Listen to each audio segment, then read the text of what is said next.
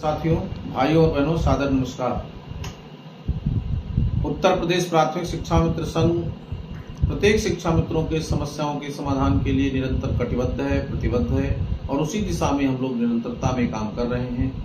जो हम लोगों ने संवाद से समाधान की यात्रा चलाया था, उसमें हम लोगों को काफी हद तक सफलता प्राप्त हो रही है। शिक्षा मित्रों का मानदेय बढ़ा, शिक्षा मित्रों को कैशलेस कार्ड मिला, शिक्षा मित्रों को सुरक्षा, उसके जीवन की सुरक्षा की गारंटी मिली। इन सब के लिए माननीय मुख्यमंत्री जी को बहुत बहुत धन्यवाद। परंतु अब शिक्षा मित्रों के अस्थायीकरण के तरफ हम लोगों को बढ़ना है और उस दिशा में अभी हमारी तमाम छोटी छोटी समस्याएं हैं जिनका हमें समाधान कराना है। जैसे 62 वर्ष का सेवा काल बहाल हो, हमारा स्थानांतरण जो रुका हुआ है वो स्थानांतरण नीति लागू हो, हमारे अंतर जनपदीय स्थानांतरण से लोगों को आच्छादित किया जाए। इन तमाम समस्याओं के लिए हम लोग निरंतर प्रयासरत हैं और अब शीघ्र ही उसमें जनगणना समाप्त हुआ है। सरकार के पास भी अवसर है, समय है और उन सब चीजों को लेकर के हम लोग काम करेंगे। अधिकारियों से बात हो रही है। अभी मैं पीछे दिनों गया था लखनऊ, कुछ बातें हुई थी, कुछ एक बैठक होना है जो शीघ्र ही होगी और उसके बाद उस पर हम लोग काम करेंगे।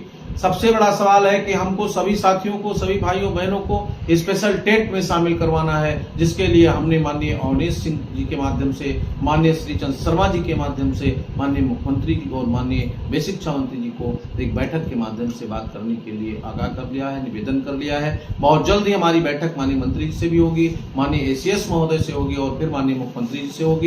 आगामी दिनों में 2 वर्ष में 4 बार स्पेशल टेट होना है, उसमें निश्चित रूप से शिक्षा मित्रों को शामिल किया जाए ताकि ये न रहे कि कोई भी साथी हमारा टेट उत्तीर्ण नहीं है। इसी बार टेट में शामिल कराने के बाद सभी लोगों का संघर्ष सीधे अस्थायीकरण के लिए होगा, वो हमारा लक्ष्य होगा। तमाम साथियों ने हमसे ये कहा कि शुक्ला जी टेट की बात आप नहीं करें। मैं निरंतर टेट की बात किया और निरंतर अस्थायीकरण की बात करता था, लेकिन अपने अग्रजों माननीय श्रीचंद शर्मा जी, माननीय अवनीश जी की जब माननीय मुख्यमंत्री से वार्ता हुई तो सर्वप्रथम ये लगा कि नहीं, आप शिक्षा मित्रों को कुछ मिल जाए उसके बाद हम लोगों को आगे बढ़ना चाहिए। निश्चित रूप से हमारे 60,000 साथी टेट पास हैं। आगामी दिनों में भी टेट की परीक्षा में तमाम लोग उत्तीर्ण हुए हैं और आने वाले दिन में हमारा 100% शिक्षा मित्र टेट उत्तीर्ण होगा।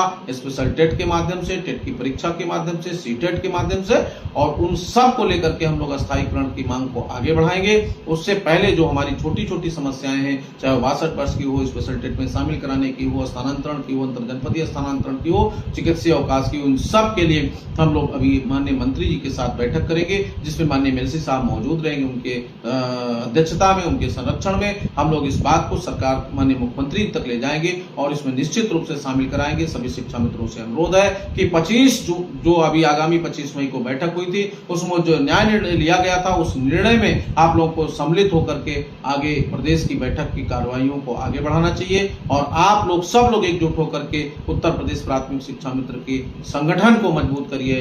वैचारिक रूप से, मानसिक रूप से, सांगठनिक रूप से, आर्थिक और अपने सहयोग से जब मजबूत रखेंगे तो हमारे पदाधिकारी प्रदेश में रह करके और निश्चित रूप से आपकी एक एक समस्या का समाधान कराएंगे। अभी हमारे महामंत्री जी ने भी पोस्ट लिखा था, हमारे वरिष्ठ, हमारे उपाध्यक्ष बनारस के जिलाध्यक्ष अजय सिंह ने भी लिखा था। हम सभी के पोस्ट को समावेश करते हुए एक बात कहते हैं कि सभी लोगों को लग करके किसी भी तरह से शिक्षा मित्रों की जो अन्य समस्याएं हैं इसमें लग करके हम लोगों को बहाल कराना है और पूरे प्रदेश के प्रदेश पदाधिकारी, जनपद अध्यक्ष, मंडलीय अध्यक्ष और ब्लॉक अध्यक्ष के साथ सक्रिय शिक्षा मित्र भाइयों बहनों से हमारी अपील है कि लग करके शिक्षा मित्र संगठन को मजबूत करिए, अपने आप को मजबूत करिए और हम लोग एक एक करके आपकी समस्त सेवाओं को बहाल कराते हुए आपको अस्थायीकरण कराने का काम करेंगे। बैठक से ही अस्थायीकरण का मुद्दा उठ चुका है, अब हम लोग उसमें आगे बढ़ रहे हैं और धीरे धीरे आपकी योग्यता, दक्षता भी पूरी हो जाएगी और हम सब लोग अस्थायीकरण की तरफ बढ़ेंगे। इसी आशा विश्वास के साथ कि आप